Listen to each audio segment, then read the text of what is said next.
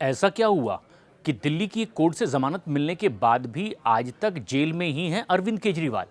और ये मामला अब लगातार अपर कोर्ट में जाता जा रहा है, सुप्रीम कोर्ट में भी पहुंचा और अब सुप्रीम कोर्ट ने कह दिया है कि कम से कम 26 जून तक तो जेल में ही रहेंगे केजरीवाल। दरअसल कुछ ऐसे मुद्दे थे जिसे लेकर लगातार असंतोष जाहिर किया गया, एक पक्ष की ओर से तो कभी दूसरे पक्ष की ओर से, और यह मुद्दा अब अपर कोर्ट में जाता गया। ऐसे ही सबसे पहले इस मामले पर एक बेहद अहम फैसला आया दिल्ली की राउज एवेन्यू कोर्ट का, जिसमें कि अरविंद केजरीवाल को रेगुलर बेल दे दी गई। दिल्ली में कथित शराब घोटाला और इसमें मनी लॉन्ड्रिंग के आरोपों में जेल में बंद अरविंद केजरीवाल। 20 तारीख को राउज एवेन्यू कोर्ट ने बेहद अहम सुनवाई करके अपना फैसला सुनाया और उन्होंने कहा कि लगता है ईडी बायस्ड है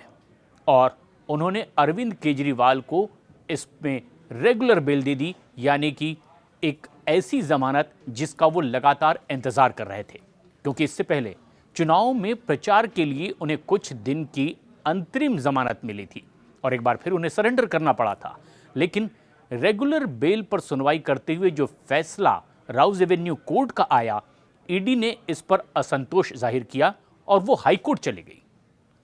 हाईकोर्ट ने जैसे ही इस मामले को सुना, उन्होंने कहा कि जो बेल बॉन्ड साइन किए जा रहे हैं इसे फौरी तौर पर रोक लिया जाए, इससे पहले कि हम पूरी सुनवाई कंप्लीट करें, ये प्रक्रिया रोकी जाए। इस बात को लेकर के केजरीवाल सुप्रीम कोर्ट पहुंच गए।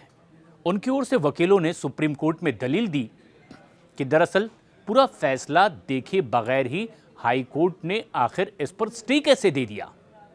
इस पर सुप्रीम कोर्ट ने कहा कि अमूमन ये होता है कि इस तरह के मामलों में फैसला सुना दिया जाता है, पर इसे सुरक्षित रखा गया।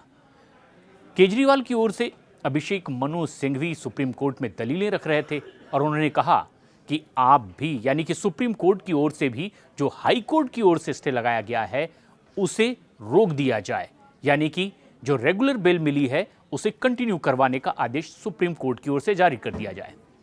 सुप्रीम कोर्ट ने कहा कि अगर कहीं चूक हाई कोर्ट से हुई है तो हमसे दोहराने की अपेक्षा क्यों की जाती है,